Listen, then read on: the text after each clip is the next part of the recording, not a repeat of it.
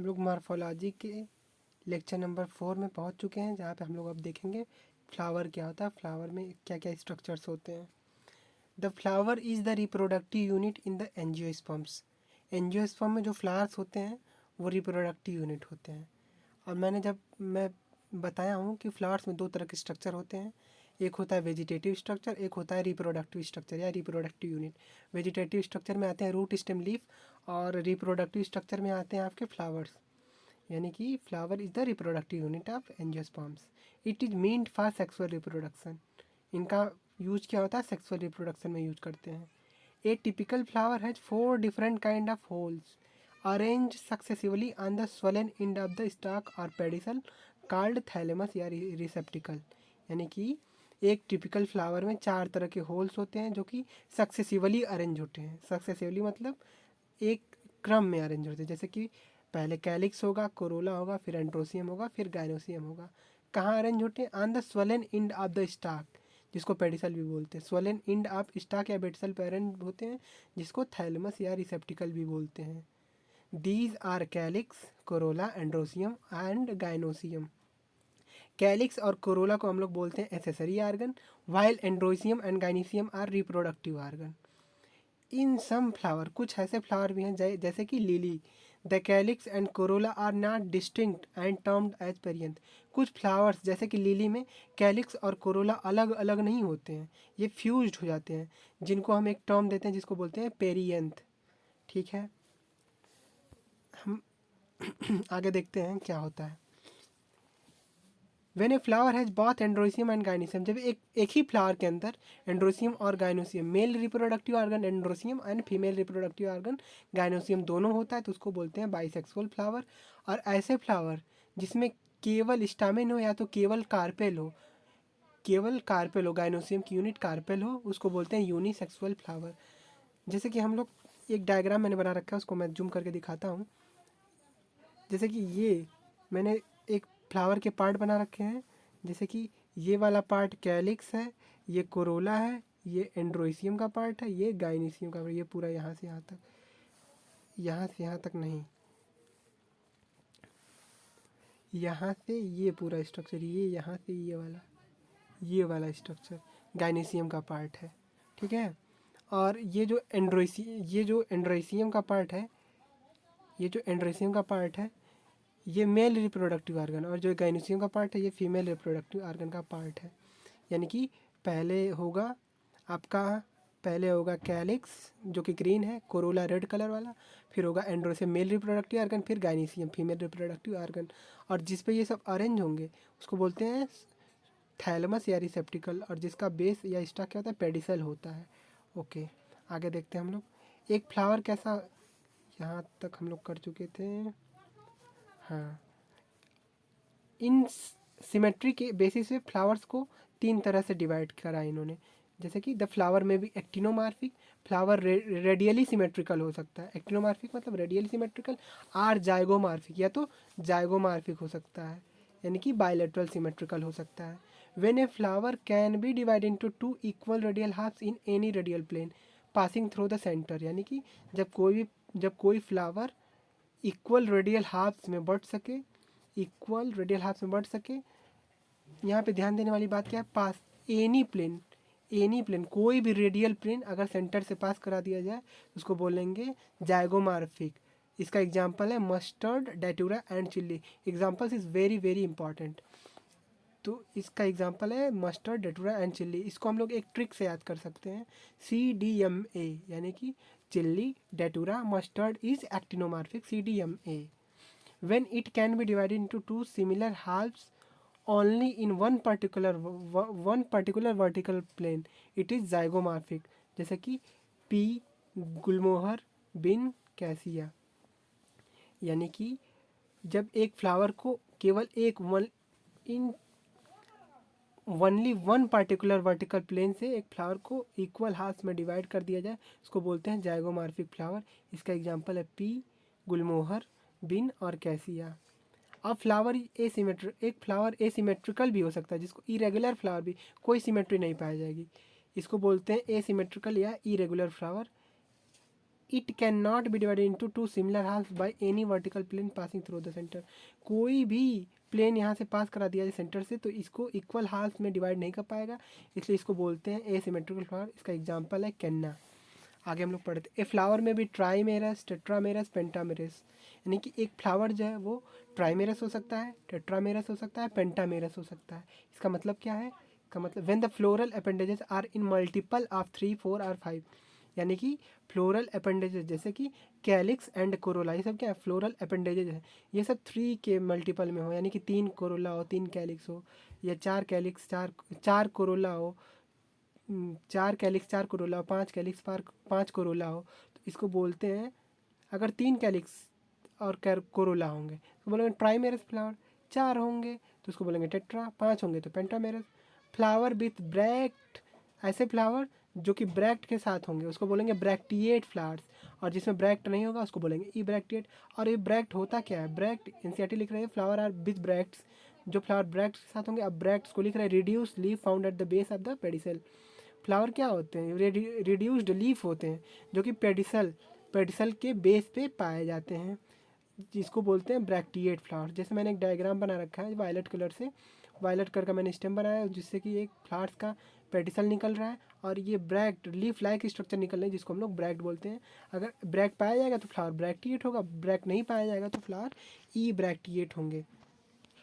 अब हम लोग पढ़ेंगे based on the position of calyx, corolla and racemium in respect of ovary on thalamus, the flowers can be described as hypo, peri and epigynous। यानी कि calyx, Corolla और एंड्रेसियम का position ovary के respect में थैलमस पे कहाँ है, इसके आधार पे हम लोग फ्लावर को हाइपो, पेरी एंड एपीगाइनस में डिवाइड कर सकते हैं। यानी कि ओवरी की पोजीशन कैलिक्स, कोरोला और एंड्रोसियम के आधार पे कहाँ है, इसके आधार पे हम लोग फ्लावर्स को हाइपो, पेरी, एपीगाइनस में डिवाइड कर सकते हैं।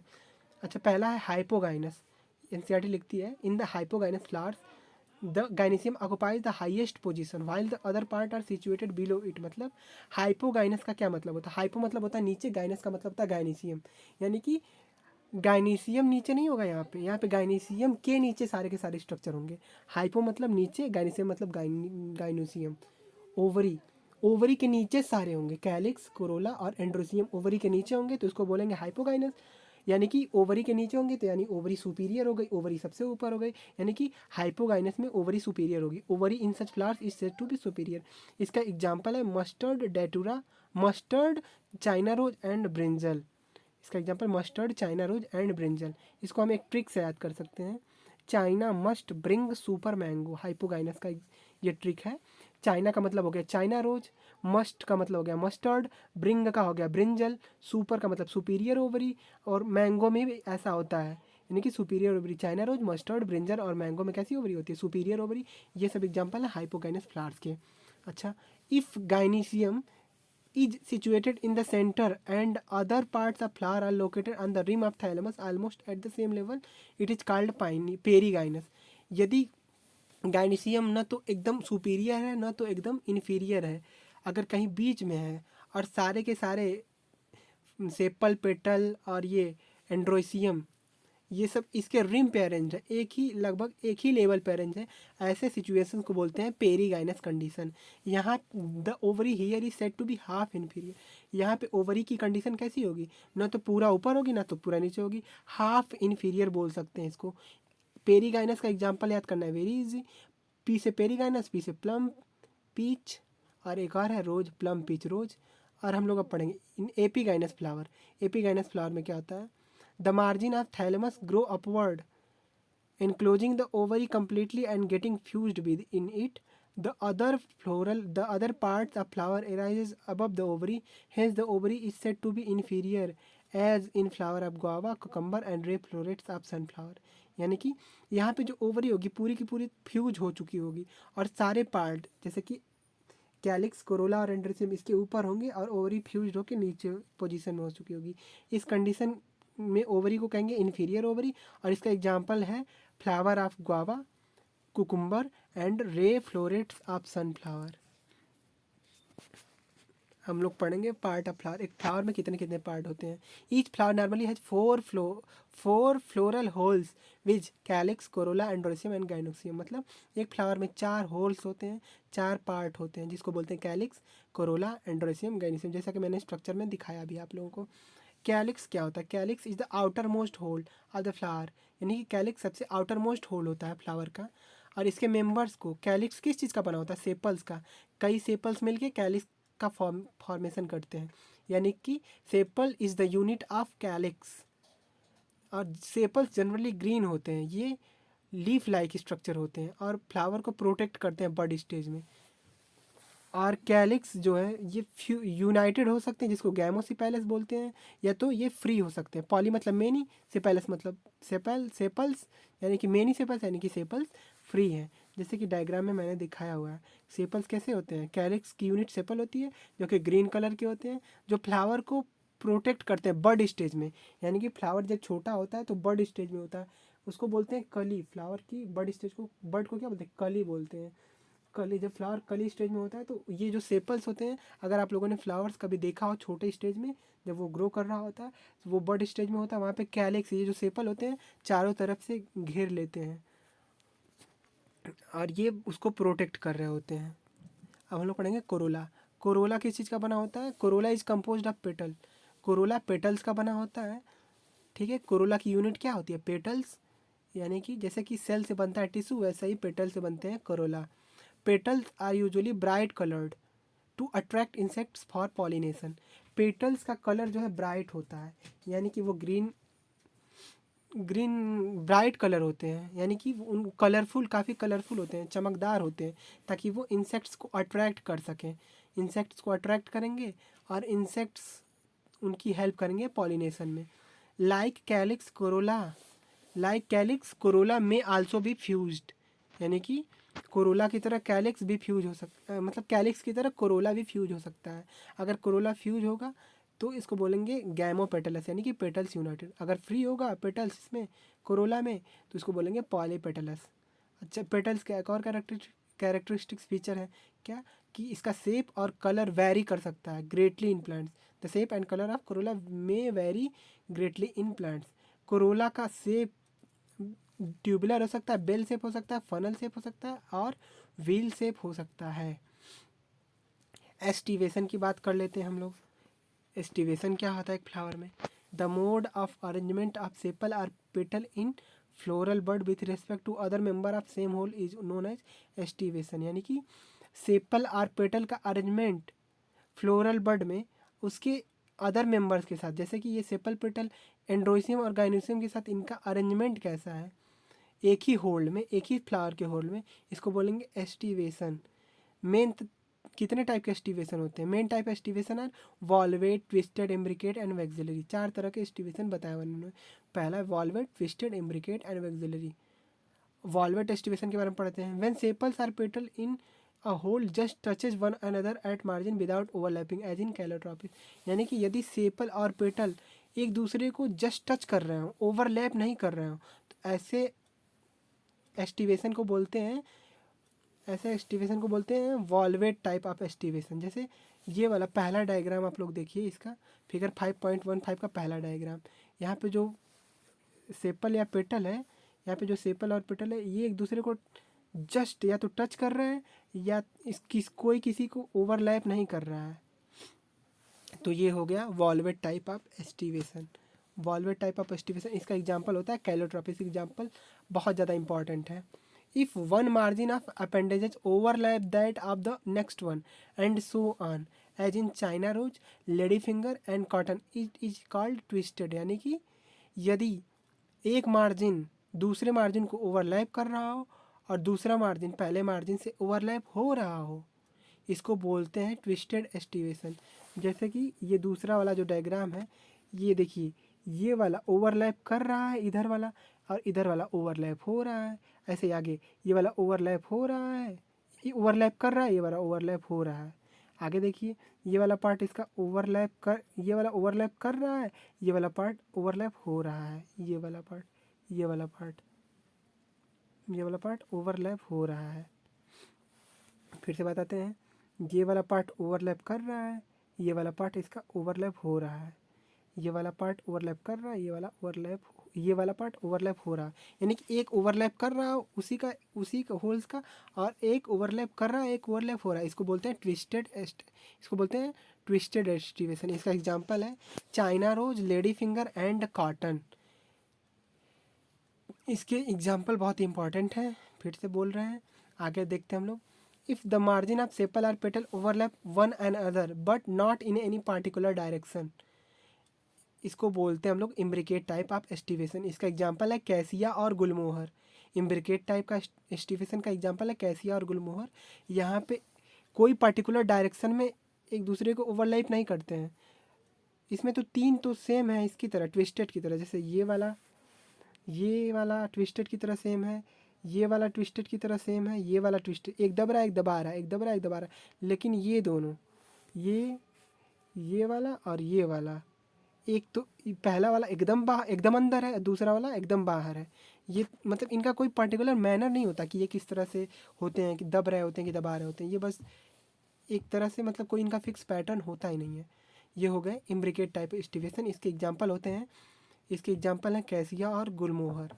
इसके बाद हम लोग पढ़ेंगे वैक्सिलरी एस्टिवेशन। एस्टिवेशन में सबसे ज़्यादा कुछ इंपॉर्टेंट है तो vexillary are papilionaceous type of aestivation, many time asked in AIPMT or NEET exams. In pea and bean flower there are 5 petals, यानी कि ये पेंटामेरस है। यहाँ पे पेटल्स 5 है तो ये पेंटामेरस फ्लावर है। यहाँ पे द लार्जेस्ट स्टैंडर्ड, सबसे जो लार्जेस्ट होगा उसको स्टैंडर्ड बोलेंगे पेटल, और उसी के नीचे overlaps 2 lateral petals, 2 lateral petals को ओवरलैप कर रहे होंगे जिसको विंग्स बोलते हैं। Which in terms overlap the 2 smallest anterior petals, जिसको किल बोलते हैं। यानी कि सबसे पहले लार्जेस्ट होगा, उसके नीचे, उसके लेटरल साइड में उसके नीचे दो स्मॉलेस्ट मतलब 2 स्मॉलेस्ट टू लेटरल पेटल्स होंगे जिसको विंग्स बोलते हैं, इसको ओवरलैप कर रहा होगा। और जो ये विंग्स होंगे वो 2 स्मॉलेस्ट एंटीरियर पेटल जिसको बोलते हैं किल, इसको ये क्या कर रहे होंगे, ओवरलैप कर रहे होंगे इनके ऊपर से। इस टाइप के एस्टिवेशन को वैक्सिलरी या पैपिलियोनेसियस बोलते हैं। ये वाला ध्यान से आप लोग देखिए, ये वाला डायग्राम आप लोग ध्यान से देखिए। ये हो गया वन, एक ही है, ये स्टैंडर्ड इसको बोलेंगे, लार्जेस्ट है, ये सिंगल होता है, ये केवल एक होता है। और ये विंग्स 2 होते हैं इसी के नीचे, और ये भी 2 होते हैं। इस तरह से टोटल 5 पेटल्स होते हैं टोटल। यही सबसे ज़्यादा इंपॉर्टेंट है क्वेश्चन पूछने के पॉइंट ऑफ व्यू से। अब हम लोग आगे पढ़ते हैं, इस डायग्राम को ध्यान से देख लेते हैं। पहला वाला हम लोगों ने पढ़ा वॉल्वेट टाइप, जिसमें एक दूसरे को टच कर रहे होंगे, ओवरलैप नहीं कर रहे होंगे। फिर हम लोगों ने पढ़ा ट्विस्टेड एस्टिवेशन। वॉल्वेट का एग्जांपल है कैलोट्रोपिस। ट्विस्टेड एस्टिवेशन में एक दब रहा होगा, एक दबा रहा होगा, एक दब रहा होगा, एक दबा रहा होगा, उसी का, तो ये होता है ट्विस्टेड एस्टिवेशन। इसका एग्जाम्पल है कॉटन और ये हिबिस्कस रोजा साइनेंसिस जिसको बोलते हैं गुड़हल, जिसका नाम है चाइना रोज। और एक और एग्जांपल है इसका, ये सब फैमिली मालवेसी के मेंबर हैं, सबके सब फैमिली मालवेसी के मेंबर हैं। और ये एम्ब्रिकेट टाइप ऑफ एस्टिवेशन, यहाँ पे कोई पर्टिकुलर डायरेक्शन नहीं होता है। और ये वैक्सिलरी या पैपिलोनेसिस टाइप का एस्टिवेशन ये वाला है, ये सबसे ज़्यादा इम्पॉर्टेंट है, ये सबसे ज़्यादा इम्पॉर्टेंट है। इसके बाद हम लोग पढ़ते हैं एंड्रोसियम। हम लोग गाइनीसियम अभी वो पढ़ चुके हैं, सेपल या पेटल का अरेंजमेंट पढ़ चुके हैं जिसको एस्टिवेशन बोलते हैं। हम लोग पढ़ेंगे एंड्रोसियम क्या होता है। Androecium is the composed of stamen. Androecium stamen का बना हुआ होता है। और जैसे कि हम लोग पढ़े कि sepal is the unit of calyx and petal is the unit of corolla, वैसे ही stamen is the unit of androecium. और each stamen which represents the male reproductive organ, हर एक स्टामेन जो कि किसको रिप्रेजेंट करता है, मेल रिप्रोडक्टिव ऑर्गन का, इसमें होता है consist of a stalk or filament with an anther. इसमें होता है एक स्टॉक या जिसको फिलामेंट भी बोलते हैं, और इसमें होता है एक एंथर। ठीक है, हम आपको दिखाते हैं, ये वाला डायग्राम आप लोग देखिए। इसमें ये वाला जो पोर्शन है ये स्टामेन है, ये मेल रिप्रोडक्टिव ऑर्गन का पार्ट है। ये जो ऊपर वाला पार्ट है इसको बोलते हैं एंथर, और ये जो फिलामेंट है इसको स्टॉक भी बोलते हैं, ये फिलामेंट है जहाँ पे एंथर जुड़ा हुआ होता है। आगे पढ़ते हैं हम लोग, ईच एंथर इज बाइलोब्ड और हर एक जो एंथर होता है, एंथर ये बाई लोब्ड होता है, और ये जो and each lobe has 2 chamber, और हर एक लोब में 2 चैम्बर होते हैं। जैसे कि मैंने इसका इस वाले पार्ट का एंथर का मैंने दिखाया हुआ है, यहाँ पे एंथर का मैंने दिखाया हुआ है कि यहाँ पे पहले तो बाई लोब्ड हो गया और 2-2 चैम्बर हो गया, 2-2 चैम्बर हो गया। यानी कि एंथर जो होता है वो बाई लोब्ड होता है और टेट्रा स्पोरेंजिएट होता है। एंथर कैसा होता है? By lobed and tetra sporangiate होता है। और ईच लोब हैज़ 2 चैम्बर, जिसको पॉलन सैक भी बोलते हैं, और हर एक चैम्बर को क्या बोलते हैं? Pollen sacs. और the pollen grain are produced in pollen sacs, और जो पॉलन ग्रेन होते हैं इसी में प्रोड्यूस होते हैं।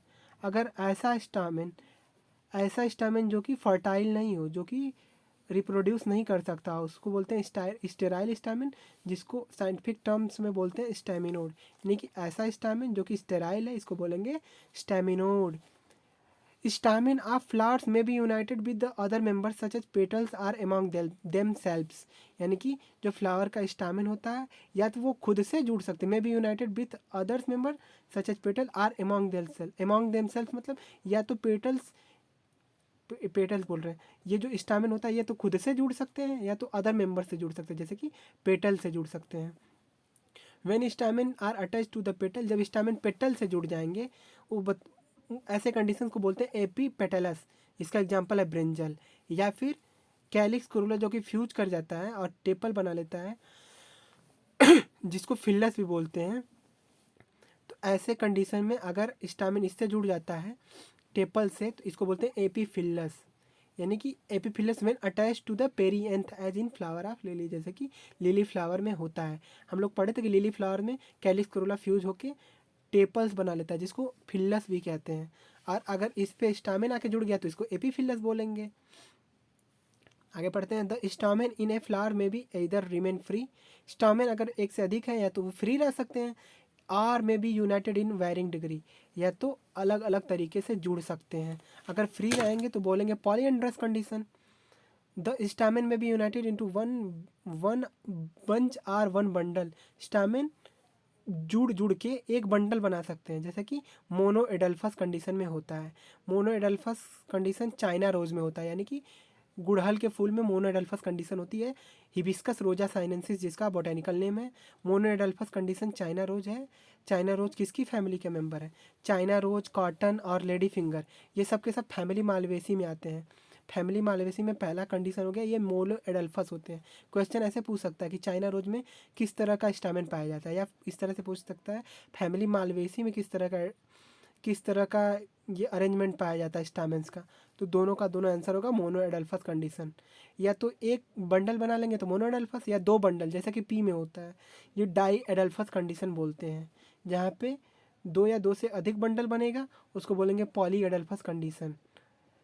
ऐसा एग्जाम्पल होता है साइट्रस में। अच्छा, ये जो एक ही फ्लावर्स में ये जो स्टामेन है, इनका फिलामेंट जो है वो वैरी कर सकता है लेंथ में। इसका एग्जांपल है साल्विया एंड मस्टर्ड, यानी कि जो देयर में भी variation in length of filament with in a flower, एक ही फ्लावर के अंदर जो फिलामेंट है उनका लेंथ वैरी करा सकता है, जैसे कि साल्विया और मस्टर्ड में इस तरह का होता है।